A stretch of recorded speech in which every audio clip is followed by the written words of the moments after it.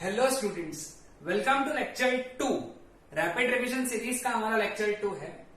मैं होप कर रहा हूं कि आपने इसके पहले वाला लेक्चर सर्कुलर मोशन का रैपिड रिवीजन सीरीज का देखा होगा और हम लोग फोकस कर रहे हैं सीईटी 2020 के लिए। ओके, हाँ, so without wasting time will start with our chapter.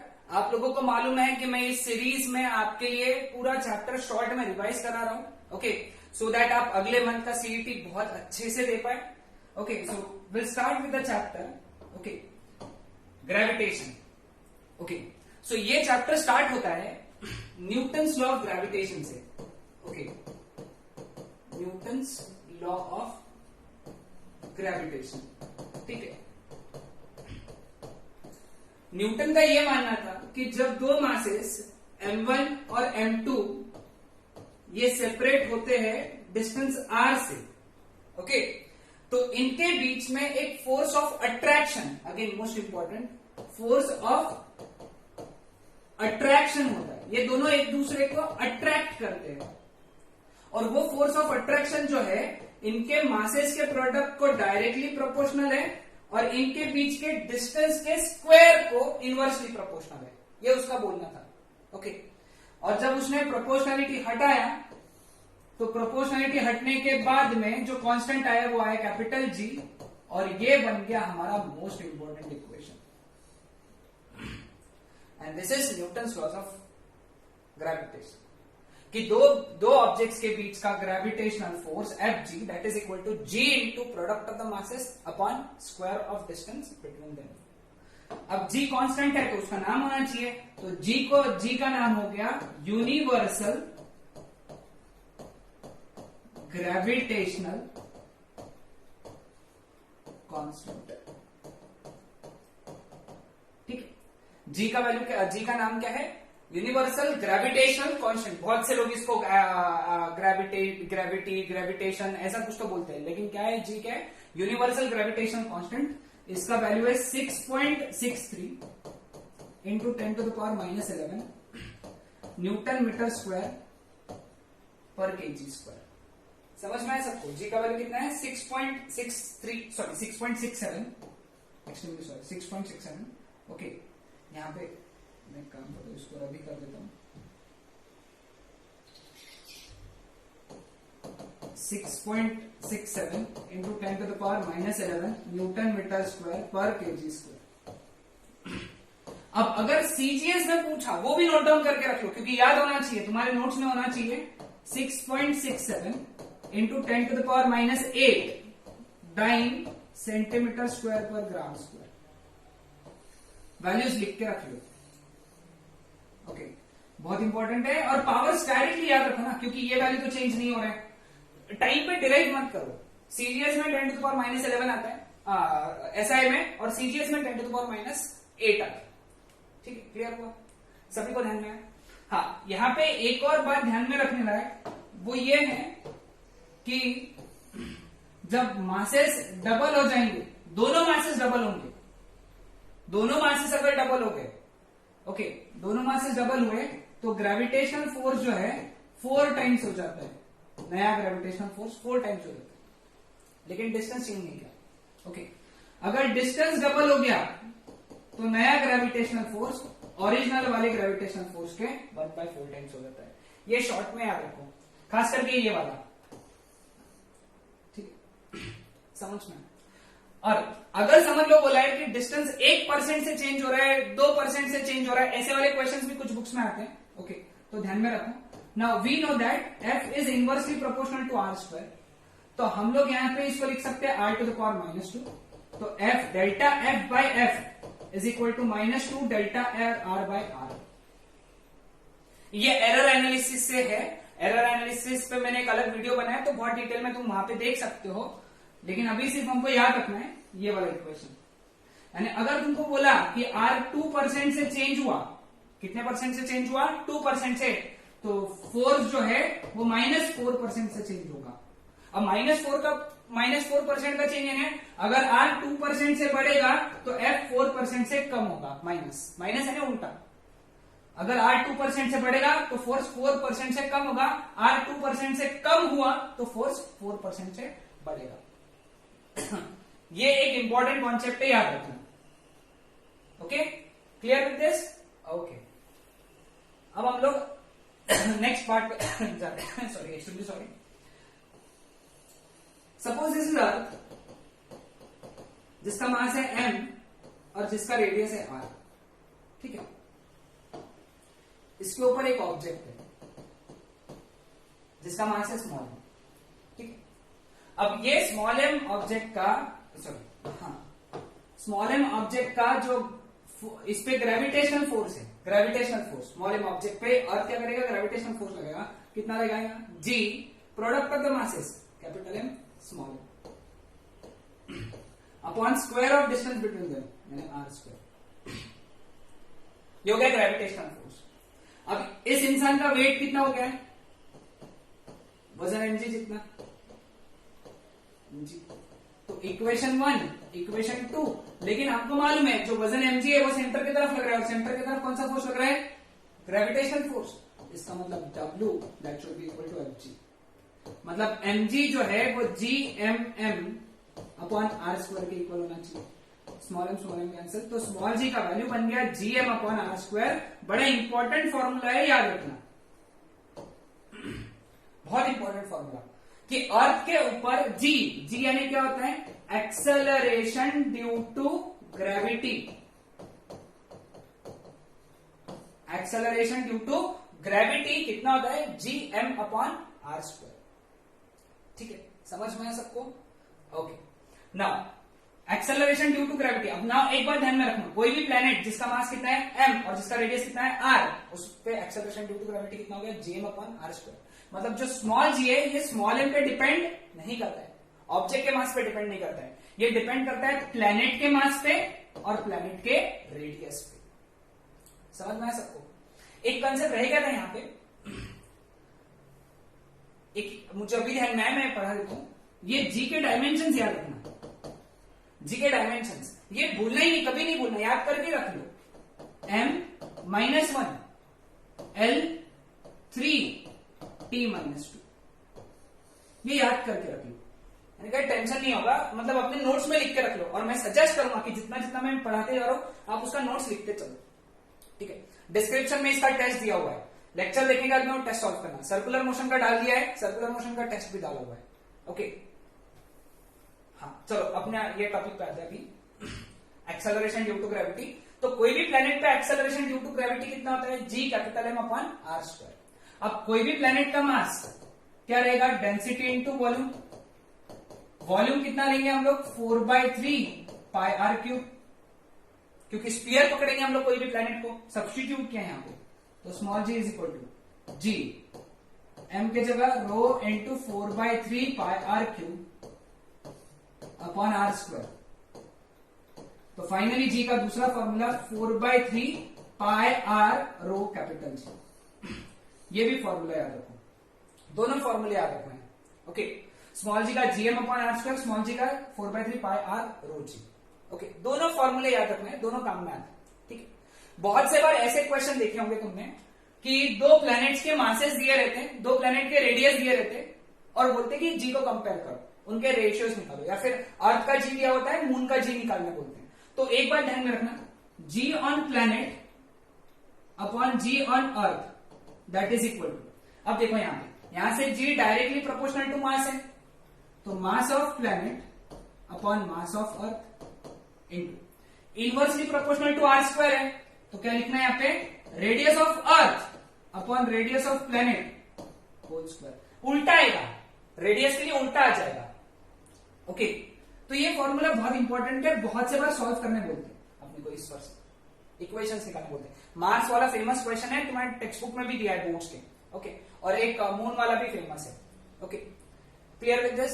सभी को ध्यान में है? अब अगर समझ लो डेंसिटी का रेशियो दिया, रेडियस का रेशियो दिया है, यहां पे मास का रेशियो, रेडियस का ratio, mass and radius ratio अगर दिया है तो, कि भाई ये प्लेनेट का मास अर्थ के इतने टाइम्स है, ये प्लेनेट का रेडियस इतने टाइम्स है अर्थ के रेडियस के, अगर ये दिया है तो ये फॉर्मूला, ये कब यूज करना है? जब डेंसिटी और रेडियस का रेशियो दिया है।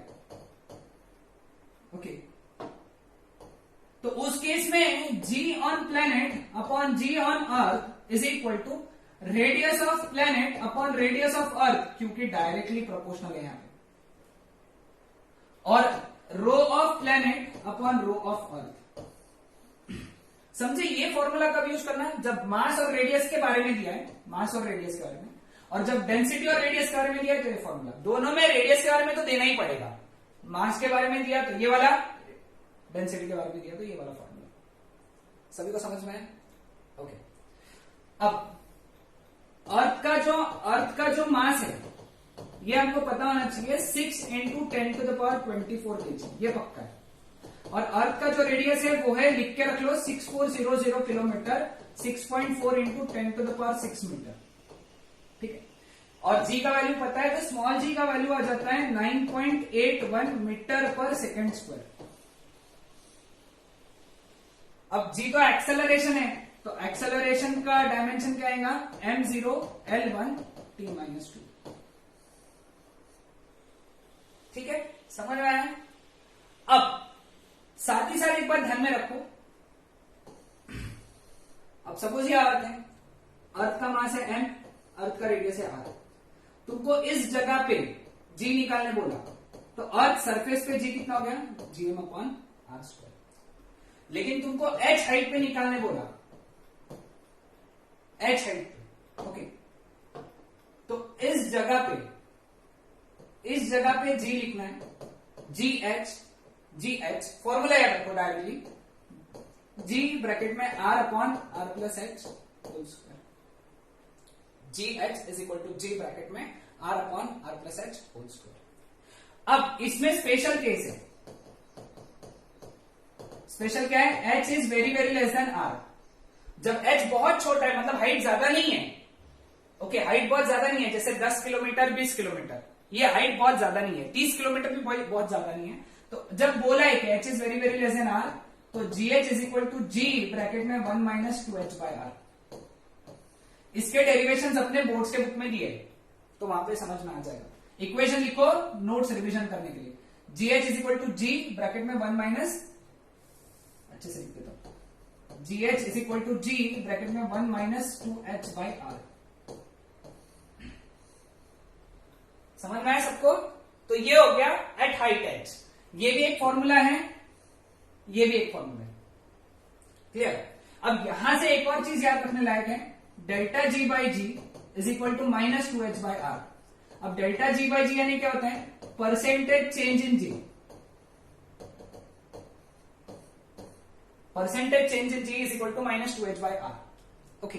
यानी जैसे तुमको बोला कि height is equal to 64 kilometre पे what is percentage change in g, height is equal to 64 kilometre पे what is percentage change in acceleration due to gravity. कुछ नहीं, सीधा सीधा यहां डालो, ये फॉर्मूला हम लोग लिखेंगे यहाँ पे, -2 इंटू h कितना है? 64 किलोमीटर है ना, तो r को भी किलोमीटर में ही रखो, उसको चेंज नहीं करना, नहीं तो तुम लिखोगे 6.4 इंटू 10 टू द पावर 6, क्योंकि तुम h को किलोमीटर में लिख रहे हो, तो r को तुम किलोमीटर में लिख सकते हो, क्योंकि रेशियो है, मल्टीप्लाई बाय 100, ये 2 0 कट हो गए, 64 कैंसर, तो -2%, 2% का चेंज हुआ, और 2% का माइनस है ना, माइनस मतलब डिक्रीज बाय 2%, एक्चुअल आंसर क्या आएगा? डिक्रीज बाय 2%, क्योंकि माइनस लगाएगा। समझ में आया सबको? तो ये परसेंटेज चेंज का फॉर्मूला भी याद रखना, क्लियर विद दिस? ओके। अब सपोज तुम डेप्थ d नीचे आए, इस पॉइंट पे डेप्थ d अगर नीचे आए, तो यहां g कितना रहेगा? तो gd का एक ही फॉर्मूला है यहाँ पे, g ब्रैकेट में 1 minus d by r, gd is equal to g bracket में 1 minus d by r। What is gd? gd is acceleration due to gravity at depth d, ठीक है। यहां पे भी तुमको बोलते हैं percentage change in g that is equal to minus d by r, ये दूसरा फॉर्मूला याद रखो, okay. Percentage change in g is equal to minus d by r। Same बोला है कि डेप्थ, तुम अगर डेप्थ 64 किलोमीटर पे चले गए, यानी अर्थ के नीचे घुस गए, तुम अर्थ के नीचे घुसे, कितना नीचे घुसे? 64 किलोमीटर, तो बोला कि वहां तुम निकालो percentage change in g, percentage change in g. तो अगेन यही formula, percentage change in g का ये, एक्सेलरेशन ड्यू टू ग्रेविटी का ये, तो तो कितना आएगा वहां पे delta G by ji is equal to minus D कितना है 64 बाय आर कितना है 6400 इंटू 100 कैंसल कैंसल 1 तो आंसर आएगा इसका -1%। इसका मतलब क्या है कि जी का वैल्यू 1% से डिक्रीज हो रहा है। जी का वैल्यू 1% से डिक्रीज हो रहा है, यानी एक क्लियर हो गया कि ऊपर ऊपर जाओगे तो जी कम होगा, नीचे नीचे जाओगे तो जी कम होगा। तो सबसे ज्यादा जी कहां है? On surface of the earth, on surface of the अर्थ सबसे ज्यादा जी है। ओके, अब इसमें है ना, समझ में आ गया? यहाँ तक ये फॉर्मूले जितने बता रहा हूं सब लिख के रखो, नोट डाउन करके रखो। इसका ग्राफ बड़ा इंपॉर्टेंट है। ये डिस्टेंस का ग्राफ है, डिस्टेंस लेटर से x, और ये एक्सेलरेशन ड्यू टू ग्रेविटी। यहां पे r is equal to 0, sorry depth is equal to 0, d is equal to 0, मतलब सेंटर ऑफ अर्थ। ओके, अब देखो यहां पे, अब अगर तुम पहुंचते पहुंचते नीचे पहुंचते यहां पहुंच गए डेप्थ, यानी यहां पे तुम्हारी डेप्थ कितनी हो गई? d जो है तुम्हारा डेप्थ, ये रेडियस की जितना हो गया, यानी d is equal to R हो गया। कहां पे? सेंटर ऑफ अर्थ पे। अब d is equal to R अगर तुमने यहां डाला तो क्या आएगा? G D is equal to G bracket में 1 minus R by R, R cancel, 1 बचा, 1 माइनस 1 0, तो भाई हो गया 0 0 0 0। तो भाई डेप्थ पे एक्सेलरेशन ड्यू टू ग्रेविटी 0 हो गया है। Okay, acceleration due to gravity कहां 0 होता है? At the centre of the earth. कहां पे? At the centre of the earth. यानी इसका मतलब ये है कि ये वाला जो ग्राफ है वो यहां से चालू होगा, सेंटर से, और सेंटर से वो बढ़ेगा पहले। कब तक बढ़ेगा? जब तुम्हारा डेप्थ कितना हो जाता है? 0, मतलब तुम कहां पे आ गए? सरफेस पे आ गए। सरफेस तक ये वैल्यू बढ़ता है, ओके, लीनियरली बढ़ता है। और फिर जब तुम सरफेस पे आ गए तो सरफेस से बाहर जाओगे तो ये इस तरीके से कर्व आएगा। तो ये हो गया हाइट के लिए, ये हो गया डेप्थ के लिए, डेप्थ हाइट। यहां से कर्व है, यहां पे स्ट्रेट लाइन, यहां से कर्व। Clear with this? यहां पे ध्यान में आया सबको? ओके, इसमें एक फेमस क्वेश्चन है कि जी 0 कहां होता है? जी पहला ध्यान में रखो, सेंटर ऑफ अर्थ पे 0 होता है। ऑब्जेक्टिव एमसीक्यू क्वेश्चन देखा है मैंने बुक में, सेंटर ऑफ अर्थ पे 0 होता है। दूसरा जी 0 कहां पे होता है? फ्रीली फॉलिंग लिफ्ट में, फ्रीली फॉलिंग लिफ्ट, वो भी याद करके रखो। तीसरा जी 0 कहां पे होता है? ओके, वो होता है ऑर्बिटिंग सैटेलाइट। हम लोग आगे पढ़ेंगे इसके बारे में। तो ये तीनों कंडीशन लिख लो। ये तीनों कंडीशन कैसी है? ये तीनों कंडीशन ऐसी है जहां पे जी कितना होता है? 0, centre of earth, freely falling lift, orbiting satellite, यहां पे जी 0। Clear with this? ओके, तो हम लोगों ने अभी तक समझा कि जी पहले 0 रहेगा, बढ़ता बढ़ता जाएगा। कब तक? जब तुम प्लैनेट के सरफेस पे नहीं आ जाते तब तक, प्लैनेट सरफेस पे। और फिर प्लैनेट सरफेस से जैसे जैसे ऊपर जाओगे तो जी कम होगा। ठीक है, अब अर्थ सरफेस के ऊपर ओके, अर्थ सरफेस के ऊपर, अर्थ सरफेस के ऊपर भी दो जगह होती है ना, मतलब बहुत जगह होती है एक्चुअली। ये होता है इक्वेटर और ये होता है पोल। ठीक है, अर्थ सरफेस के ऊपर सबसे ज्यादा जी होता है पोल पे, g at pole is equal to g. Okay, लेकिन g at equator that is g minus r omega square, r omega square. R क्या है बेटा? आर को ध्यान में रखो, रेडियस ऑफ अर्थ, ओके, और ओमेगा क्या है बेटा? एंगुलर वेलोसिटी ऑफ अर्थ।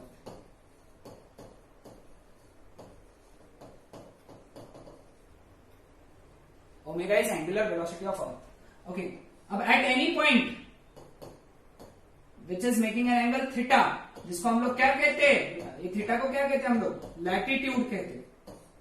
क्या कहते हैं? Latitude. At any point on the earth, earth के ऊपर ही, एट एनी पॉइंट जी कितना रहेगा? G minus r omega square cos square theta. ध्यान में रखना ये चीज। ओके, तो अभी मैंने 3 फॉर्मूले पढ़े हैं, मैं तीनों फॉर्मूले को यहाँ पे क्या करता हूँ, डब्बा करके रखता हूँ। G on pole, g on planet नहीं, g on pole, g at any point, g minus r omega square cos square theta, और g on equator, g minus r omega square. Theta को हम लोग क्या कहते हैं, लैटिट्यूड कहते हैं। ओके, तो minimum g is at equator and maximum g is at pole. अब ये ऐसा इसलिए हो रहा है क्योंकि अर्थ रोटेट कर रहा है खुद के आजकल।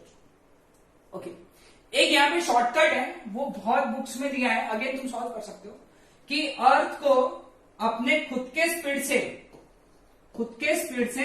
17 टाइम्स घूमना पड़ेगा।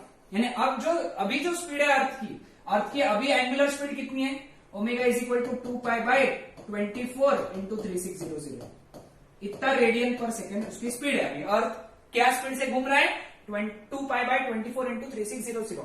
अगर ये 17 टाइम्स हो जाती है, यानी 17 इंटू 2π/24 इंटू 3600 रेडियन पर सेकेंड, अगर ये स्पीड से घूमेगा तो इक्वेटर पे जी 0 हो जाएगा। इक्वेटर पे जी 0 हो जाएगा क्योंकि तुम देखोगे यहां पे इक्वेटर पे जैसे जैसा ओमेगा बढ़ेगा वैसे वैसे जी ऑन इक्वेटर कम होगा, है कि नहीं? क्योंकि माइनस का टर्म है ना, जी तो कांस्टेंट है, ये वाला जी कांस्टेंट है, माइनस आर ये भी कांस्टेंट है। अब क्या है, ओमेगा बढ़ रहा है, तो ये जो माइनस होने वाली टर्म ये भी बढ़ रही है, माइनस होने वाली टर्म बढ़ रही है। अब जब किसी में से कोई माइनस होने वाली टर्म अगर बढ़ती है तो वो टर्म कम हो जाती है। एग्जाम्पल बताता हूं ना, देखो यहाँ अगर कंफ्यूजन हो गया तो देखो, अब 4 में से 1 माइनस किया तो आंसर आया 3। अब ये 1 जो माइनस हो रहा है इसको 2 कर दो, इसको कांस्टेंट रखो तो आंसर 2 हो जाएगा। अब ये 2 को 3 कर दो तो आंसर 1 हो जाएगा। यानी जैसे जैसे 1 बढ़ रहा है वैसे वैसे ये 3 आंसर जो हमारा 1 पे आ गया, मतलब कम हो रहा है। जैसे जैसे ओमेगा बढ़ेगा अर्थ के इक्वेटर पे जी कम होगा, अर्थ के इक्वेटर पे जी कम होगा। और ओमेगा कितना बढ़ जाएगा, जब 17 टाइम्स हो जाएगा तो भाई इक्वेटर पे जी 0, और उस वक्त क्या होगा मालूम है, सब लोग धरती से उठ जाएंगे क्योंकि जी 0 हो गया है, और इक्वेटर पे अब जी 0 हो जाएगा। Clear with this? तो ये खास करके ये भी बहुत सारे बुक्स में क्वेश्चन दिया है। ओके, अब इसमें और एक बात ध्यान में रखना, अगर ओमेगा 17 टाइम्स हो जाएगा तो नया टाइम पीरियड जो है वो ओरिजिनल के 1/17 टाइम्स हो जाएगा, ओरिजिनल के 1/17 टाइम्स, क्योंकि omega is inversely proportional to T, हमको मालूम है। यानी अगर ये 17 टाइम्स होगा तो टी 1/17 टाइम्स हो जाएगा, यानी नया अर्थ का टाइम पीरियड हो जाएगा 24/17 आवर्स, बहुत कम। यानी सोचो कितना फास्ट घूमेगा, यानी इसका अप्रोक्सीमेट वैल्यू कितना है, 1.4 आवर्स के आसपास। यानी 2 घंटे के अंदर तो अपना दिन भी हो जाएगा, 1.4 आवर्स में नया दिन, 1.4 आवर्स में नया दिन, 1.4 आवर्स में नया दिन। 1 घंटा 40 मिनट नहीं बोलेंगे उसको हम लोग, अप्रोक्सीमेटली 24 मिनट। ओके, 1 घंटा 24 मिनट में नया दिन होने चलेगा। जब ऐसा होगा हर 1 घंटा 24 मिनट बाद में नया दिन चालू हो जाएगा तो ऐसा समझ लेना सब इक्वेटर से उठ जाएंगे। लेकिन ध्यान में रखो, एक बात ध्यान में रखने लायक क्या, कि ओमेगा 17 टाइम्स या टाइम पीरियड 1/17 टाइम्स जब ऐसा होता है तो इक्वेटर पे जी कितना हो जाता है, 0। Clear with this? तो ये था जी पर का इंस्ट्रक्शन। पहला पार्ट समझ में आया सबको ग्रेविटेशन का, दैट्स इट।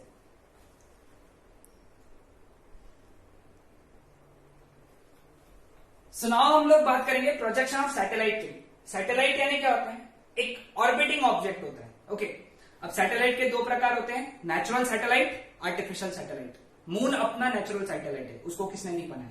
ओके लेकिन जो इसरो डालता है ऑर्बिट में या नासा डालता है ऑर्बिट में अर्थ के आजू बाजू बहुत सारे कामों के लिए, उसको हम लोग बोलते हैं आर्टिफिशियल सैटेलाइट, मैनमेड सैटेलाइट। ठीक है, सैटेलाइट के लिए 2 प्रोजेक्शन होते हैं। पहला था single stage projection. Single stage projection यानी क्या था, सैटेलाइट एक ऑब्जेक्ट है, उसको ऊपर लेके गए और बोला भाई तुम घूमो। लेकिन सिंगल स्टेज प्रोजेक्शन में सैटेलाइट कभी प्रोजेक्ट हो ही नहीं सकता, इसलिए हम लोगों ने क्या यूज किया, 2 stage projection. 2 stage projection, 2 stage projection में क्या होता है, सैटेलाइट को एक हाइट पे लेके जाया जाता है। ओके, उस हाइट पे ओके, उस हाइट पे ले जाके उसको एक वेलोसिटी दी जाती है। ओके, वेलोसिटी दी जाती है और ये होती है हॉरिजॉन्टल वेलोसिटी। कैसी वेलोसिटी होती है? Horizontal velocity. अब ये वेलोसिटी जितनी रहेंगी उस हिसाब से उसका ऑर्बिट डिसाइड होगा। ऑर्बिट यानी किस शेप में गोल घूमेगा वो उस पर डिपेंड करेगा। किस पे? वी पे।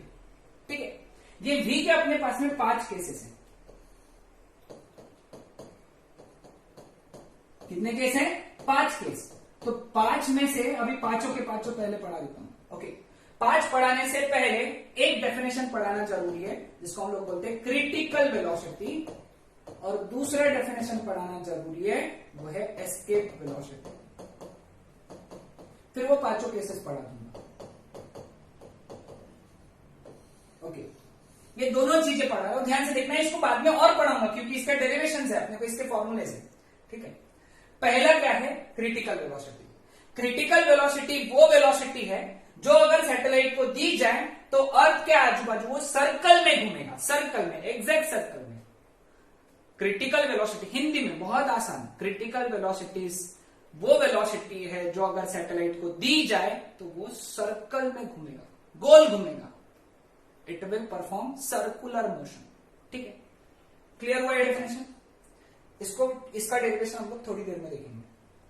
दूसरा escape velocity, VE. Escape velocity वो वेलोसिटी है जो किसी ऑब्जेक्ट को अर्थ पे दी जाए, अर्थ के ऊपर के डायरेक्शन में, तो वो अर्थ को छोड़ के बाहर निकल जाएगा। अर्थ को छोड़ के, अर्थ की ग्रेविटेशनल फील्ड को छोड़ के बाहर निकल जाएगा। वो वेलोसिटी को हम लोग कहेंगे एस्केप वेलोसिटी।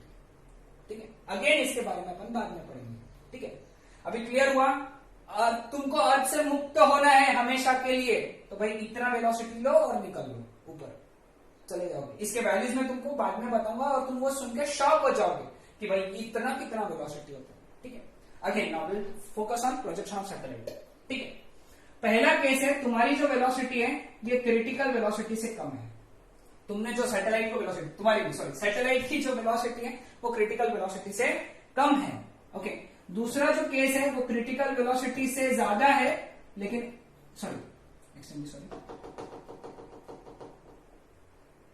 दूसरा जो केस है वो क्रिटिकल वेलोसिटी जितना है। तीसरा जो केस है क्रिटिकल वेलोसिटी से ज्यादा, एस्केप से कम।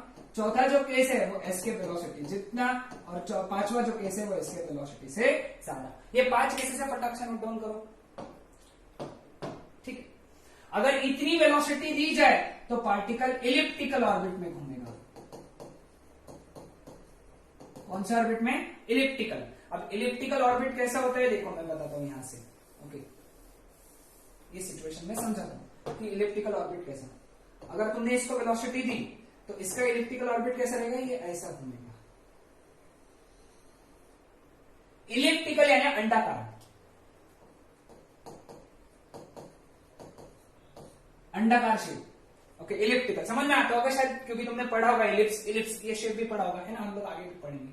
ठीक है, लेकिन यहां पे ध्यान में रखना, अगर वो यहां पे ध्यान में रखने लायक है, अगर वो ऑर्बिट करते करते अगर अर्थ एटमॉस्फेयर में घुस गया। ओके, अर्थ एटमॉस्फेयर को मैं दूसरे कलर से बनाता हूं।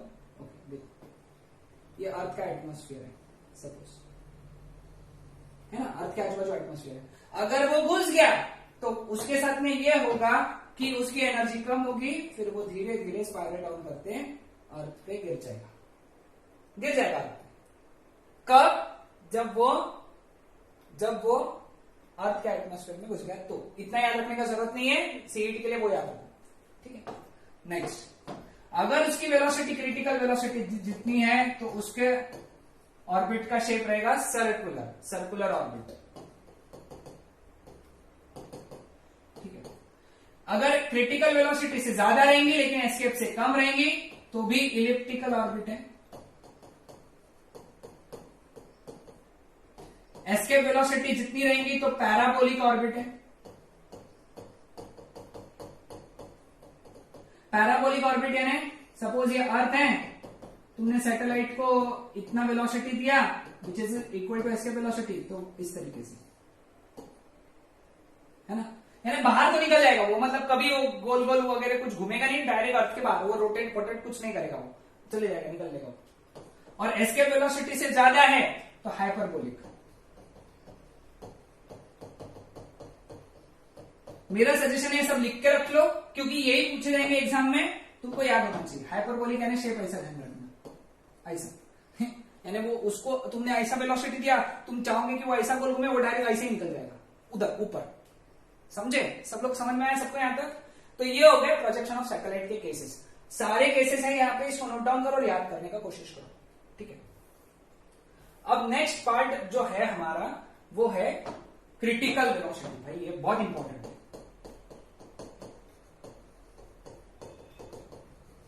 क्रिटिकल वेलोसिटी, ठीक है। क्रिटिकल वेलोसिटी को हम लोग एक बार कोशिश करेंगे वापस याद करने का, क्योंकि अभी मैंने पढ़ाया अर्थ के ऊपर सपोज हम लोगों ने एक सैटेलाइट को लेकर गए और उसको वेलोसिटी दिया कितना, क्रिटिकल वेलोसिटी कितना, तो वो गोल घूमेगा, ठीक है, सर्कुलर ऑर्बिट में घूमते रहेगा, ठीक है।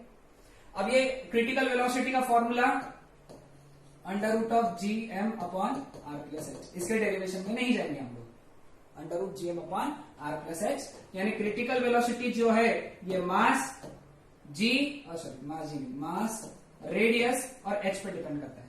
मास ऑफ प्लेनेट पे डिपेंड करता है, रेडियस ऑफ प्लेनेट पे डिपेंड करता है, और हाइट ऑफ सैटेलाइट पे डिपेंड करता है। और वीसी जो है मास ऑफ प्लेनेट पे, मास ऑफ सैटेलाइट पे, extremely sorry, mass of satellite पे डिपेंड नहीं करता। कौन? Critical velocity. यानी तुम 1000 किलो का सैटेलाइट प्रोजेक्ट करो या 10 किलो का सैटेलाइट प्रोजेक्ट करो, सेम हाइट से उसका क्रिटिकल वेलोसिटी सेम रहेगा, क्योंकि वो सैटेलाइट के मास पे, किसके मास पे? सैटेलाइट मास पे डिपेंड नहीं करता। ये क्या है? Mass of planet. ये क्या है? Radius of planet. ये क्या है? हाइट ऑफ प्लैनेट नहीं, हाइट ऑफ सैटेलाइट। समझ में आया सबको? ओके। वीसी का एक और फॉर्मूला है, VC is equal to under root of GM की जगह जी आर स्क्वायर डाल सकते हो, ओके, और under root G H, sorry G H into H, ये दूसरा फॉर्मूला, ठीक है, ये पहला फॉर्मूला, ठीक है, जी एच इंटू एच, दोनों फॉर्मूले याद रखो। अब उसमें भी अगर H very very less than R है तो क्रिटिकल वेलोसिटी कितनी हो जाएंगी? Under root of G M upon R. अब तुमको एम का वैल्यू मालूम है, जी का वैल्यू मालूम है, आर का वैल्यू मालूम है, इसका वैल्यू याद रखो 7.92 किलोमीटर पर सेकेंड। देख रहे हो, समझ रहे हो, किलोमीटर पर सेकेंड की बात चल रही है। किसकी बात चल रही है? किलोमीटर पर सेकेंड। तुम्हारे स्पीडोमीटर पे नहीं है इतनी स्पीड, यानी एक सेकेंड में तुम 8 किलोमीटर चल रहे हो भाई, 8 किलोमीटर, समझ रहे हो, एक सेकेंड में 8 किलोमीटर, यानी यवतमाल से मुंबई 100 सेकेंड, 100 सेकेंड, 1.5-2 मिनट के आसपास, समझ रहे हो, ये स्पीड है। समझ रहे हो इस चीज को? तो critical velocity for a satellite revolving, इसको क्या बोलते हैं? Satellite revolving very close to the earth surface. Satellite revolving very close to the earth surface, उसका वीसी कितना आएगा? 7.92 किलोमीटर पर सेकेंड, ठीक है, समझ में? ओके। अब एक फॉर्मूला और है, that is height of satellite, वो आएगा जीएम अपॉन वीसी स्क्वायर। कितना आएगा? GM upon VC square minus R. ये फॉर्मूला भी याद रखना, मैंने एक जगह देखा था इसके ऊपर प्रॉब्लम, तो इसलिए मैं सजेस्ट कर रहा हूं कि ये फॉर्मूला भी याद रखो। हाइट ऑफ सैटेलाइट, कुछ नहीं, इसी को सॉल्व किया मैंने, इसी को सॉल्व किया, ओके, सॉल्व करोगे तो ध्यान में आ जाएगा, ओके। जीएम की जगह अगर जी आर स्क्वायर डाला तो इसके वेरियस फॉर्म्स है, g r square v c square minus r common निकला, g by v c square minus 1, ये दोनों फॉर्म्स याद रखो, ओके। दूसरा हाइट ऑफ सैटेलाइट के लिए, क्लियर? तो ये पार्ट में हम लोगों ने बात किया क्रिटिकल वेलोसिटी के बारे में. Okay, that's it.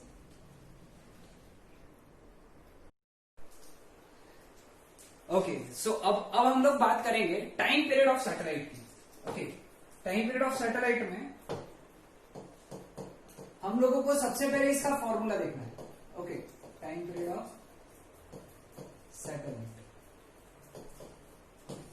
सैटेलाइट का टाइम पीरियड जो होता है या कोई भी प्लेनेट का टाइम पीरियड क्या होता है अराउंड सन या फिर सैटेलाइट का around earth 2 pi under root of small R cube upon GL, where small R is nothing but orbital radius जिसका वैल्यू है capital R plus H.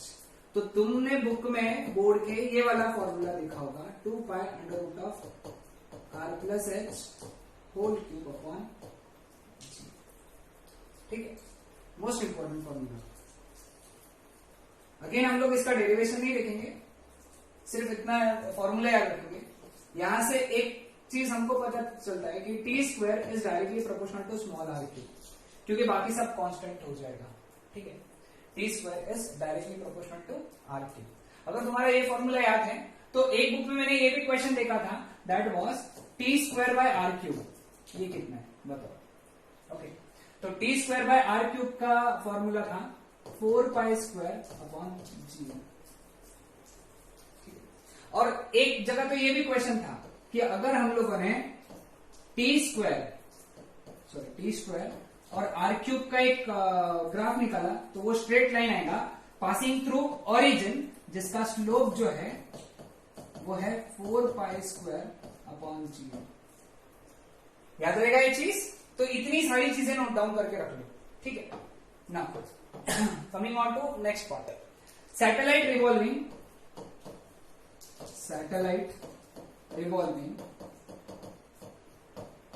Very close to the earth surface. Okay, satellite बहुत पास में revolve कर रहा है earth surface के.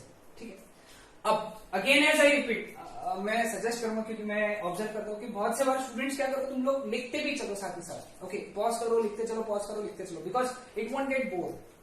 बाकी इंटरेस्टिंग है, बस आपको लिखना है, क्योंकि याद रखना हमको एक दिन पहले जो रिवाइज करना है उस हिसाब से लिखना है. सीईटी के पहले यही नोट्स रिवाइज करना है. Okay, most of the question will lie from this concept only. Okay, हाँ, again coming on to our topic, अगर revolving very close to the earth surface है तो r plus H is nearly equal to r. Okay, satellite revolving very close to the earth surface, उसमें r plus h जो है r के बराबर होता है. कैसे? जैसे फॉर एग्जांपल सैटेलाइट यही रिवॉल्व कर रहा है, हाइट उसकी होगी 10 किलोमीटर, तो r कितना है 6400 किलोमीटर. तो r प्लस एच कितना रहेगा 10 kilometre, which is nearly equal to 6400 kilometre. 6410 kilometre क्या 6400 किलोमीटर क्या, एक ही तो बात हुई ना. तो नियरली इक्वल टू. ठीक है, तो r plus H whole cube के जगह अपन डालेंगे r, तो हमारा फॉर्मूला बन गया यहाँ पे 2 pi under root of capital r cube upon g. अब इसमें से हम लोगों को सभी के वैल्यूज याद है. कैपिटल आर का वैल्यू मालूम है, जी कैपिटल एम का वैल्यू मालूम है. तो अगर सॉल्व किया तो इट इज 5075 सेकेंड्स या फिर 84.6 मिनट्स या फिर 1.4 आवर्स. ठीक है, समझ में आया? तो ये वैल्यूज नोट डाउन करके रख लो, यानी क्या ये याद ही करके रख लेना है. टाइम पे सीईटी में डिराइव नहीं करते बैठेंगे हम लोग, बस वैल्यू याद है, क्वेश्चन आया सीधा अगर आ गया इस पे आया कि satellite is revolving very close to the earth surface, then its time period is clear. कोई डाउट किसी को यहां तक? नहीं. तो ये था टाइम पीरियड के बारे में. अब बहुत से बार क्या होता है, you have to express this form into density of earth. Density of earth के फॉर्मेट में एक्सप्रेस करना होता है. कुछ नहीं, वहां पे मास की जगह क्या डालना है, density into volume 4/3 pi R cube. ठीक है, यहाँ पे सब्स्टिट्यूट करो और वो एक फॉर्म भी बना के रख लो. ओके, अगर हम लोगों को निकालना है वो फॉर्म तो हम लोग क्या करेंगे, यहाँ पे t is equal to 2 pi under root of r plus H whole cube upon rho into 4/3 pi R cube. Okay, बहुत से बार क्या होता है कि यहां पे r plus H is nearly equal to R भी बोल दिया, तो ये सब्स्टिट्यूट कर देंगे यहाँ पे। तो t is equal to 2 pi under root of R cube upon rho into 4/3 pi R cube. ठीक है, आर क्यूब कैंसल, 3 ऊपर गया, 4 रूट के बाहर आ गया, तो बन गया 2 पाई इंटू 1/2, रूट में बचेगा 3 बाय रो पाई, 2 और 2 कैंसिल हो जाएगा, तो टाइम पीरियड बन जाएगा pi under root of 3 by rho pi. Pi भी अंदर भेज दिया तो बन गया पाई स्क्वायर, तो पाई स्क्वायर बन गया तो क्या हो जाएगा 3 pi square upon rho pi, pi cancel, under root of 3 pi by rho. तो ये वेरियस फॉर्म्स है, नोट डाउन करके रख लेना चाहिए। टाइम पे सिर्फ कंसेप्ट याद रखो क्या करना है। ओके, डेंसिटी बोला तो कुछ नहीं, ये फॉर्मूला सब्स्टिट्यूट करना है, डेंसिटी के फॉर्मेट में दिख गया, फिर फॉर्मूला सब्स्टिट्यूट करो। ठीक है, so this was all about time period of satellite. Next concept, Kepler's law.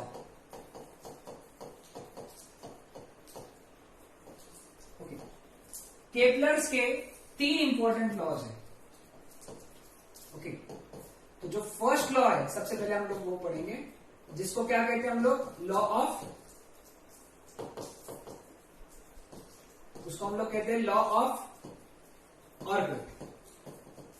ठीक है, केपलर्स का फर्स्ट लॉ मैं तुमको सीधा बता दूंगा। केपलर्स का फर्स्ट लॉ क्या बोलता है, हर प्लैनेट, हाँ पहले चीज, एक और चीज यहां पे मेंशन कर देता हूं, ये प्लैनेटरी मोशन के बारे में, प्लैनेटरी मोशन या फिर motion of planet around the sun, उसके बारे में। ठीक है, तो केपलर्स का फर्स्ट लॉ क्या है, लॉ ऑफ ऑर्बिट है। लॉ ऑफ ऑर्बिट यानी उसने बताया कि प्लैनेट का ऑर्बिट सन के आजू बाजू कैसा रहेगा। क्या बताया केपलर्स के पहले लॉ ने, कि प्लैनेट का ऑर्बिट सन के आजू बाजू किस तरीके से रहेगा, किस शेप में रहेगा। तो according to Kepler's first law, हर प्लैनेट सन के आजू बाजू किस ऑर्बिट में घूम रहे हैं, इलिप्टिकल ऑर्बिट में घूम रहे हैं। कौन से ऑर्बिट में घूम रहे हैं, इलिप्टिकल ऑर्बिट में। ये अपना प्लैनेट है suppose. Okay, every planet is revolving around the sun in an elliptical orbit with sun situated at one of the foci. Okay, क्योंकि हमको पता था या फिर तुमको शायद पढ़ाया होगा कि इलिप्स जो होता है ना, उसका सेंटर नहीं होता है, उसके 2 फोकस होते हैं। ये होती है मेजर एक्सिस, ये होती है माइनर एक्सिस। इसको क्या कहते हैं, माइनर एक्सिस, इसको कहते हैं मेजर एक्सिस। ये वाला डिस्टेंस हो गया सेमी मेजर एक्सिस, ये वाला डिस्टेंस हो गया सेमी माइनर एक्सिस, और ये जो 2 पॉइंट हो गए, ये हो गए फोकस, एफ डैश। सेंटर नहीं होता है यहाँ पे, मतलब जैसे सर्कल का सेंटर होता है, इलिप्स के लिए इंपॉर्टेंट होता है फोकस। तो पहले लॉ के हिसाब से क्या बोलना है केपलर का, कि हर प्लैनेट इलिप्टिकल ऑर्बिट में घूम रहा है और सन से बीच में नहीं है, कहां पे, फोकस पे, कोई तो एक फोकस पे। समझ में आया सबको, every planet revolves around the sun in an elliptical orbit with sun situated at one of the focus. Since इसने शेप के बारे में बताया, इसलिए हम लोग क्या बोलते हैं, लॉ ऑफ ऑर्बिट। ठीक है, नाउ सेकेंड लॉ क्या बोलता है, देखो सेकेंड लॉ को हम लोग क्या कहते हैं, law of area. Second law मुझे पर्सनली बहुत इंटरेस्टिंग लगता है। ओके, मतलब उस वक्त केपलर ने इतना अच्छा ऑब्जर्वेशन किया, दैट इज उसको मान गया भाई। ओके, सपोज ये ऑर्बिट है, ठीक है, पहले लॉ के हिसाब से सन जो है यहां पे होना चाहिए अपना सन, है ना। ठीक है, अब भाई ये अपना प्लैनेट यहां पे बना लिया हम लोगों ने। ठीक, अब पहले ना मैं इंग्लिश में समझा देता हूं उसका statement. Okay, every planet sweeps out equal areas in equal intervals of time. ये इंग्लिश में स्टेटमेंट है। हिंदी में क्या बोलना है कि इक्वल समय में प्लैनेट क्या कर रहा है, इक्वल एरिया स्वीप कर रहा है। स्वीप कर रहा है मतलब क्या, समझाता हूं, देखो यहां पे ध्यान देना। अब सपोज प्लैनेट यहां पे है, तो ये हो गया उसका रेडियस वेक्टर। वो प्लैनेट सपोज 2 महीने में यहां से लेके यहां तक आया, तो ये हो गया उसका रेडियस वेक्टर। तो अगर तुमको किसी ने पूछा कि उसने कितना एरिया स्वीप किया, तो तुम बोलोगे इतना एरिया स्वीप किया उसने। ये हो गया एरिया A1 जो उसने 2 मंथ्स में स्वीप किया। ठीक है, उस प्लैनेट ने 2 महीने में ये एरिया, इतना एरिया स्वीप किया, झाड़ा, है ना। अब वापस अपना प्लैनेट यहां पे पहुंच गया सपोज, तो ये हो गया उसका रेडियस वेक्टर। ठीक है, 2 महीने में वो यहां से लेके यहां तक पहुंचेगा लेटेस्ट से, तो ये हो जाएगा उसका रेडियस वेक्टर। अब अगर तुमको किसी ने पूछा कि उसने 2 महीने में 2 मंथ्स में कितना एरिया स्वीप किया, तो तुम बोलोगे सर इतना एरिया स्वीप किया। ओके, समझ में आया? तो 2 महीने में उसने इधर के 2 महीने में A2 एरिया स्वीप किया, इधर के 2 महीने में A1 एरिया स्वीप किया, और केपलर ने यह बताया कि A1 is equal to A2, A1 A2 के बराबर है। ओके, तो ये हो गया केपलर्स का second law. Every planet sweeps out equal areas in equal intervals of time. या फिर सेकेंड स्टेटमेंट, ये इंपॉर्टेंट है, dA/dt, जिसको हम लोग बोलते हैं एरियल वेलोसिटी। क्या बोलते हैं इसको? Areal velocity. dA/dt, dA यानी एरिया, dt यानी time. Areal velocity is constant. Areal velocity is constant. ध्यान में आया ये कंसेप्ट? तो दिस वाज सेकंड लॉ। अब यहां पे मोस्ट इंपॉर्टेंटली क्या याद रखना है? सबसे ज्यादा इंपॉर्टेंट यहां पे याद रखना है, एंगुलर मोमेंटम कॉन्जर्व हुआ है। यहां पे क्या कॉन्जर्व हुआ है? Angular momentum. Angular momentum denoted by L, mass into velocity into radius. ये फॉर्मूला है उसका, mass into velocity into radius. ठीक है, सपोज इस जगह पे उसकी वेलोसिटी v1 है, उसका रेडियस r1 है। इस जगह पे उसकी वेलोसिटी v2 है और वेलोसिटी r2 है। तो according to law of conservation of angular momentum, m v1 r1 is equal to m v2 r2, क्योंकि मास तो उतना ही रहेगा ना प्लैनेट का। ये कट गया, तो याद रख लो v1 r1 is equal to v2 r2। Note down करो, फटाक से नोट डाउन कर लो और लिख के रखो। v1 r1 is equal to v2 r2, या फिर v is inversely proportional to r। Okay, clear? कोई डाउट है किसी को यहां तक? v is inversely proportional to r। Clear? अब जब r कम होगा v बढ़ेगा, तो अगेन मोस्ट इंपॉर्टेंटली ये बात याद रखेंगे कि as r decreases v increases. यानी जब वो सन के पास आएगा तो फास्ट घूमेगा, और जब वो सन से दूर जाएगा यानी r बढ़ जाएगा तो उसकी वेलोसिटी कम हो जाएगी, वो कम स्पीड से जाएगा, रिवॉल्व करेगा। ये याद रखना, एमसीक्यू के लिए इंपॉर्टेंट है ये। जितना प्लैनेट दूर रहेगा सन से उतना r ज्यादा रहेगा, उतनी वेलोसिटी कम रहेगी। एमसीक्यू बनता है इसमें। और जितना प्लैनेट सन के पास में रहेगा उतनी रेडियस कम रहेगी, r कम रहेगी, उतना वेलोसिटी ज्यादा रहेगा। ठीक है, समझ में आया सबको? क्लियर है? Okay, so coming on to Kepler's third law. Third law पे आते हैं, केपलर्स के थर्ड लॉ पे। केपलर्स के थर्ड लॉ को हम लोग लॉ ऑफ ऑर्बिट भी कहते हैं। क्या कहते हैं? Law of orbit. ओके, उसका बोलना है कि जो कोई भी प्लैनेट का टाइम पीरियड है, कोई भी प्लैनेट के रिवॉल्यूशन का टाइम पीरियड, ओके, टी को क्या बोलेंगे? Time period of revolution of planet that is directly proportional to R cube. लेकिन आर कौन है? Semi major axis. आर क्या है हमारा? Semi major axis. तो इसको बोलते हैं लॉ ऑफ ऑर्बिट। याद रहेगा ये T square, sorry extremely sorry, यहां पे लॉ ऑफ ऑर्बिट नहीं आएगा, law of time period. Extremely sorry, law of time period, law of time period, extremely sorry, just note it down. वहां पे law of time period है। Time period of revolution of planet T square is directly proportional to R cube semi major axis. R यानी क्या? Semi major axis. Clear with this? हाँ, अब एक और बात इसमें याद रखने लायक, ओके, वो ये है एंगुलर मोमेंटम। कोई भी प्लैनेट का एंगुलर मोमेंटम, ये हो गया केपलर्स लॉ हो गया। नेक्स्ट हेडिंग जो आएगा वो आएगा एंगुलर मोमेंटम ऑफ प्लैनेट, वो रहेगा M V R M angular momentum of satellite, sorry satellite, angular momentum of satellite के लिए ये बात चल रही है। सैटेलाइट के लिए जो भी सैटेलाइट रिवॉल्व कर रहा है उसका एंगुलर मोमेंटम क्या है, एम वी आर। उसकी वेलोसिटी कितनी है, √gm/r+h into are. Okay, are की जगह हम लोग क्या लिख सकते हैं, r+h। ठीक है, अब r+h स्क्वायर रूट के अंदर गया तो क्या बन गया, m√gm/r+h into r+h whole square, cancel.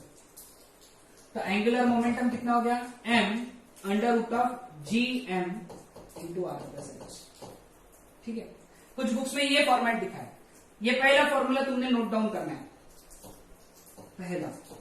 दूसरा, m को अंदर डाल देंगे तो क्या बन जाएगा, √g small m square capital M r+h।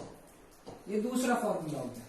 ठीक है, तीसरा फॉर्मूला वो ये है कि if satellite is revolving very close to the earth surface, मतलब r+h is nearly equal to r, पहले ही समझाया ना हम लोगों ने। तो कितना हो जाएगा, L is equal to √g m square capital M into r। तो ये तीन फॉर्मूलेस नोट डाउन करके रख लो एंगुलर मोमेंटम के बारे में। क्लियर है सबको यहां तक, कंसेप्ट ध्यान में आया? Okay okay, so now will study energy of satellite. Okay, कोई भी सैटेलाइट की एनर्जी कितनी होती है। तो अभी देखो यहां पे, पहले उसके लिए कुछ इंपॉर्टेंट बातें याद रखो। अर्थ है, अर्थ का रेडियस है r और अर्थ का मास है m। ठीक है, अब सबसे पहला चीज, सिंस अर्थ ने सबको अट्रैक्ट करके रखा है तो हमको ये पता होना चाहिए कि कोई भी ऑब्जेक्ट अगर उसके सरफेस पे है तो उसका पोटेंशियल कितना है, ग्रेविटेशनल पोटेंशियल। अब इसके बारे में बहुत डिटेल में नहीं जाएंगे हम लोग, बहुत डिटेल में अगर जानना है तो मैंने ग्रेविटेशन पे वीडियोस बनाए हैं एक चैप्टर में, ग्रेविटेशन प्लेलिस्ट में, उसमें मैंने समझाया है। लेकिन अभी सिर्फ फॉर्मूला याद रखो, पोटेंशियल कितना लिखेंगे हम लोग, -gm/r। अगर वो अर्थ सरफेस पे है, अगर वो h हाइट पे है तो उसका पोटेंशियल हो जाएगा -gm/r+h,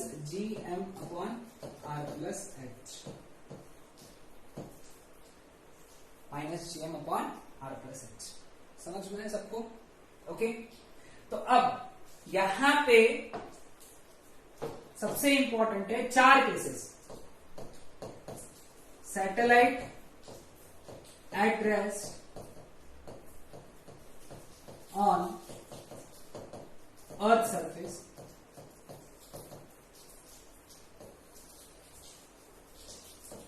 satellite at rest at high tides. Okay, then satellite revolving at high tides. Okay, और दूसरा है satellite revolving very close to the earth surface। समझ में? ये टेबल बहुत इंपॉर्टेंट है, तुम भी नोट डाउन कर लो। ओके, अब बहुत इंपॉर्टेंट टेबल बनाने जा रहे हैं हम लोग। ओके, सबसे पहले हम लोग क्या करेंगे, उसके पोटेंशियल एनर्जी को कैलकुलेट करेंगे, जो कि ग्रेविटेशनल पोटेंशियल एनर्जी। अब satellite at rest on the earth surface, potential energy कैसे निकालते देखो यहां पे, potential energy is always equal to mass into potential, mass into potential. अब सपोज उस सैटेलाइट का मास है m, उस सैटेलाइट का जो मास है वो है m, और पोटेंशियल कितना है, -gm/g capital M/r। Capital M क्या है, मास ऑफ अर्थ। तो potential satellite at rest on the earth surface, potential energy -gmm/r। ठीक है, satellite at rest at high tides, minus GMM upon R plus H height पे बोला है, ठीक है। Satellite revolving at height H, potential energy तो change नहीं होगा, minus GMM upon R plus H। Satellite revolving very close to the earth surface, minus GMM upon R, क्योंकि R plus H की जगह revolving very close to the earth surface, R plus H is nearly equal to R। समझ में? तो ये हो गया potential energy. उसका क्रिटिकल वेलोसिटी, उसका वेलोसिटी कितना है, यहां पे रेस्ट पे जीरो रहेगा, H हाइट पे GM upon R plus H रहेगा, और very close to the earth surface under root GM by R रहेगा, रूट, ठीक है। देयरफॉर काइनेटिक एनर्जी कितना रहेगा, यहाँ पे जीरो रहेगा क्योंकि वेलोसिटी जीरो है। वेलोसिटी जीरो क्यों है, क्योंकि रेस्ट पे है, काइनेटिक एनर्जी भी जीरो। काइनेटिक एनर्जी इधर कितना रहेगा, हाफ mvc²। इसका स्क्वायर लेना है और उसको स्मॉल m से मल्टीप्लाई करना है और हाफ से मल्टीप्लाई करना है, तो कितना आ जाएगा यहाँ पे, half GMM upon R plus H, और यहाँ पे आ जाएगा हाफ GMM अपॉन R, ठीक है। अब बारी आती है टोटल एनर्जी की। तो इस केस में टोटल एनर्जी कैसे निकालना है, पोटेंशियल प्लस काइनेटिक, तो इन दोनों का ऐड करना है, ये वाला कॉलम और ये वाला कॉलम। तो टोटल एनर्जी कितना हो गया, माइनस GMM अपॉन R, यहाँ पे हो गया minus GMM upon R plus H, यहाँ पे कितना हो गया, दोनों का ऐड किया तो minus 1/2 GMM upon R plus H, और यहाँ पे कितना हो गया, माइनस 1/2 GMM अपॉन R। तो हर केस में देख रहे हो टोटल एनर्जी निगेटिव आ रहा है, पोटेंशियल एनर्जी निगेटिव आ रहा है, काइनेटिक एनर्जी पॉजिटिव आ रहा है, ठीक है। टोटल एनर्जी निगेटिव आ रहा है, ओके। इसका मतलब एक बात ध्यान में रखना कि अर्थ ने सैटेलाइट को बांध के रखा है,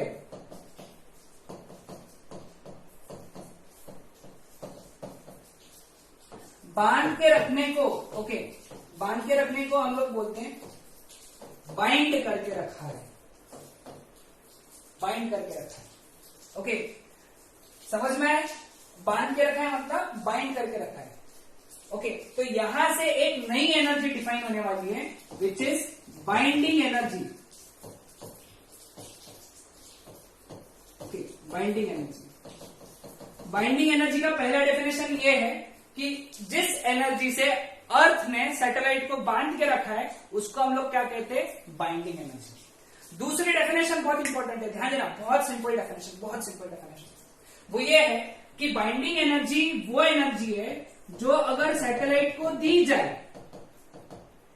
अपन ने ये दिया, ये ऑलरेडी थी, उसके पास में ऑलरेडी कितनी थी, टोटल एनर्जी थी, अपन ने क्या दिया, बाइंडिंग एनर्जी, सो दैट उसकी एनर्जी हो गई जीरो और वो एस्केप कर गया,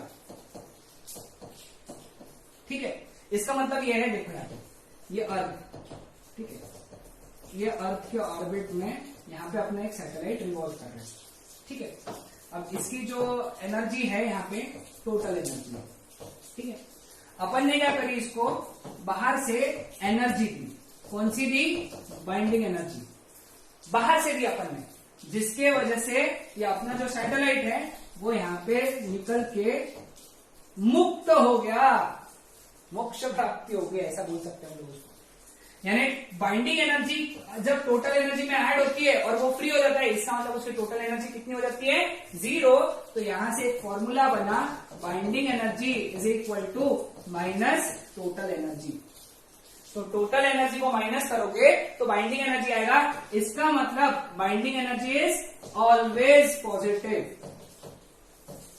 ध्यान में रखना, binding energy is always positive, binding energy हमेशा पॉजिटिव रहेगी, ओके, क्योंकि वो टोटल एनर्जी का माइनस है और टोटल एनर्जी हमेशा नेगेटिव होती है, ठीक, समझ में।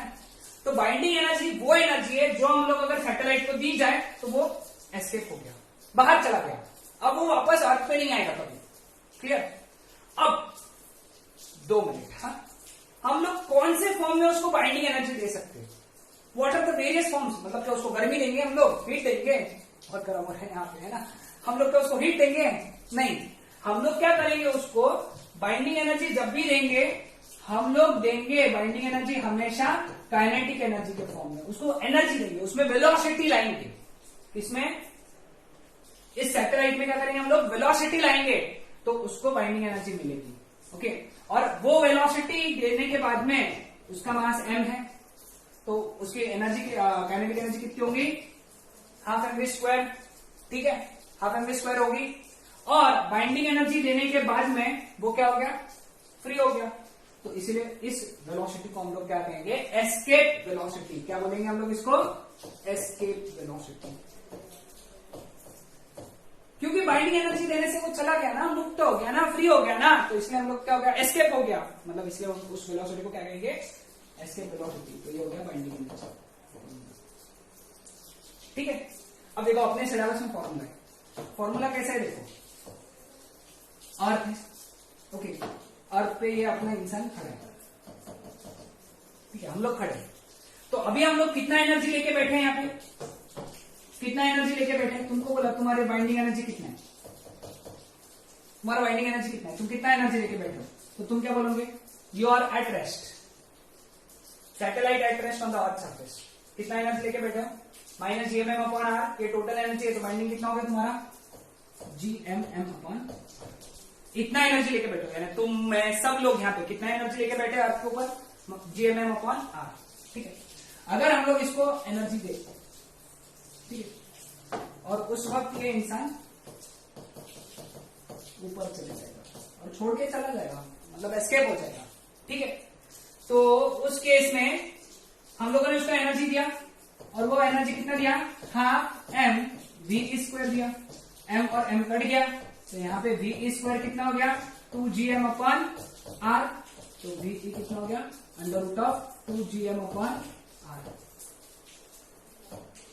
ठीक है, ये हो गया हमारा एस्केप वेलोसिटी का फॉर्मूला। ठीक है, जी, एम और आर की वैल्यू तुमको मालूम है, वेरी सिंपल। जी का वैल्यू मालूम, एम का वैल्यू मालूम, आर का वैल्यू मालूम, तो एस्केप वेलोसिटी का वैल्यू आया 11.2 किलोमीटर पर सेकेंड। कितना एस्केप वेलोसिटी है अर्थ सरफेस के ऊपर, 11.2 किलोमीटर पर सेकेंड। समझ सकते हो इस वेलोसिटी को, 11.2, भाई साहब 11.2 किलोमीटर पर सेकेंड। अगेन जैसे मैंने एग्जाम्पल दिया था, यहां से मुंबई 70 सेकेंड, 70-80 सेकेंड में मुंबई पहुंच रहे हो, यहां से यवतमाल से मुंबई पहुंच रहे हो। ओके, तो एस्केप वेलोसिटी भाई कितना हो गया, ध्यान में आया तुमको, 11.2 किलोमीटर पर सेकेंड। तो इतना वेलोसिटी है किसी भी ऑब्जेक्ट को यहां से एस्केप कराने का। एस्केप वेलोसिटी ध्यान में रखना, ये डिपेंड करता है mass of planet, radius of planet पे, ये ऑब्जेक्ट के मास पे डिपेंड नहीं करता है। तो चाहे 1000 किलो का ऑब्जेक्ट रहे या 10 किलो का ऑब्जेक्ट रहे, यहां से बाहर फेंकना है, इतना स्पीड दे दो, खत्म, मुक्त। समझ में आया सबको यहां तक? तो ये था हमारा एस्केप वेलोसिटी का कंसेप्ट। बहुत से बार एस्केप वेलोसिटी को क्या करते हैं, इन टर्म्स ऑफ डेंसिटी एक्सप्रेस करते हैं। मैंने हमेशा कहा इन टर्म्स ऑफ डेंसिटी एक्सप्रेस करना है तो मास की जगह क्या डालो, डेंसिटी इंटू वॉल्यूम, 4/3 पाई r3, ये हो गया r स्क्वायर। तो वी हो गया 4 बाहर, r स्क्वायर बाहर, तो twice r under root of 2g rho pi by 3। ये हो गया हमारा escape velocity. Escape velocity in terms of density of earth, ये हो गया escape velocity in terms of mass of earth, और ये हो गया escape velocity in terms of density of earth. दोनों फॉर्मूले इंपॉर्टेंट है। समझ में आया सबको यहां तक? Very simple concept, that's it. Okay, so ये एस्केप वेलोसिटी समझ में आया। ओके, अब इसमें है ना जो सीईटी के इंपॉर्टेंट कॉन्सेप्ट है वो पढ़ते हैं हम लोग। देखो यार, अर्थ सरफेस है, ओके, अर्थ है, रेडियस r, मास m, ठीक है। एक सैटेलाइट है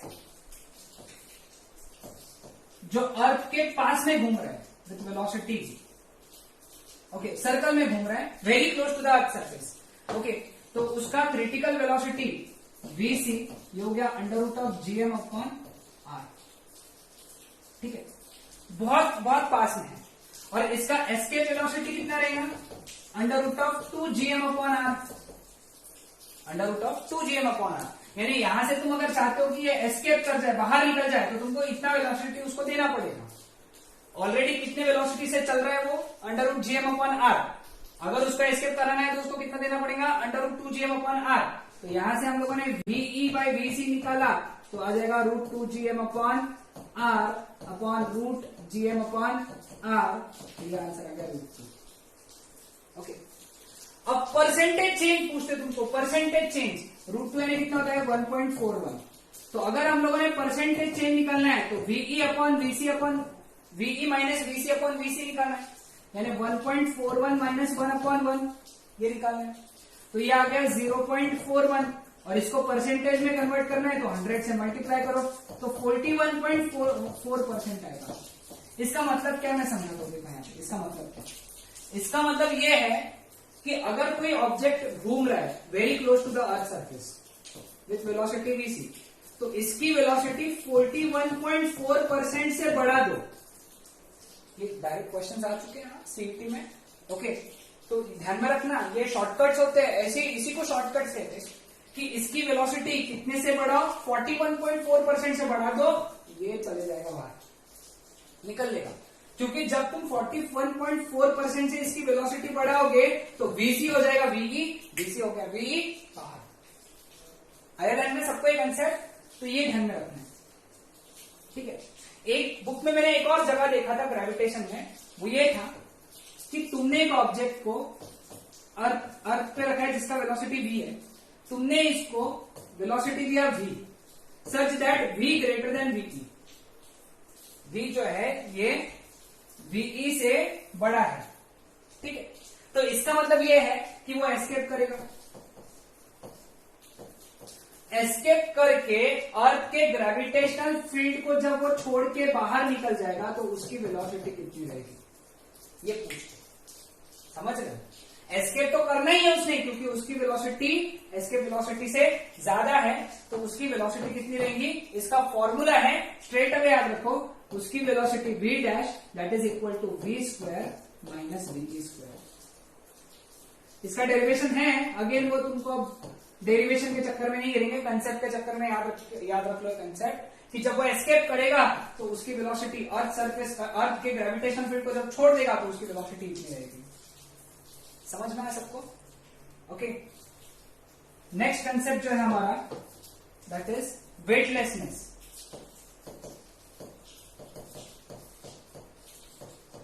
वेटलेसनेस क्या है कि एक ऑर्बिटिंग सैटेलाइट,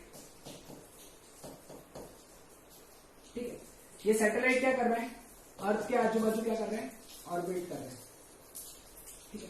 अब इसके अंदर जो इंसान रहेगा, अगर सपोज इंसान है, तो वो क्या कर सकता है, वो क्या होता है कि वो जमीन पे फोर्स जो है वो एग्जर्ट नहीं कर पाता, तो बदले में जमीन उसको रिएक्शन नहीं देगी। जब वो फोर्स ही एग्जर्ट नहीं करेगा तो रिएक्शन नहीं मिलेगी, तो उसको फीलिंग आएगी, वो फीलिंग को हम लोग क्या कहेंगे, वेटलेसनेस। ओके, क्लियर हुआ सबको? क्लियर है सबको वेटलेसनेस का कंसेप्ट? इसमें कोई थ्योरेटिकल क्वेश्चन नहीं बनता है, ज्यादा नहीं बनता है, बस इतना ध्यान रखना। वेटलेसनेस, वेटलेसनेस में वो सैटेलाइट फोर्स एक्सर्ट नहीं कर पाता, सॉरी वो एस्ट्रोनॉट सैटेलाइट के सरफेस पे फोर्स नहीं एक्सर्ट कर पाएगा, बदले में वो रिएक्शन नहीं देगा, इसलिए इसको कहेंगे हम लोग वेटलेसनेस। ओके, हाँ, लेकिन मोस्ट इंपॉर्टेंट वो ये था last part which is communication satellite.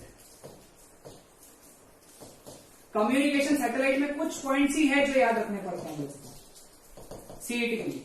सब में पहला इसका नाम, इसके दो नाम है, जियो स्टेशनरी सैटेलाइट,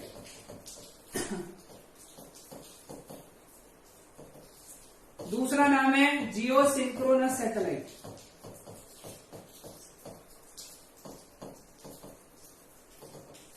तीसरा इसका टाइम पीरियड, इसका टाइम पीरियड है 24 आवर्स या फिर equal to time period of earth. Earth को घूमने में 24 घंटा लगता है, इसको भी अर्थ के आजू-बाजू घूमने में 24 घंटा लगता है। चौथा इसकी हाइट, इसकी हाइट अर्थ सरफेस के ऊपर 36,000 किलोमीटर है अप्रोक्सीमेटली, कुछ बुक्स में 35,990 दिया हुआ है, 36,000 किलोमीटर पकड़ेंगे above surface of the earth.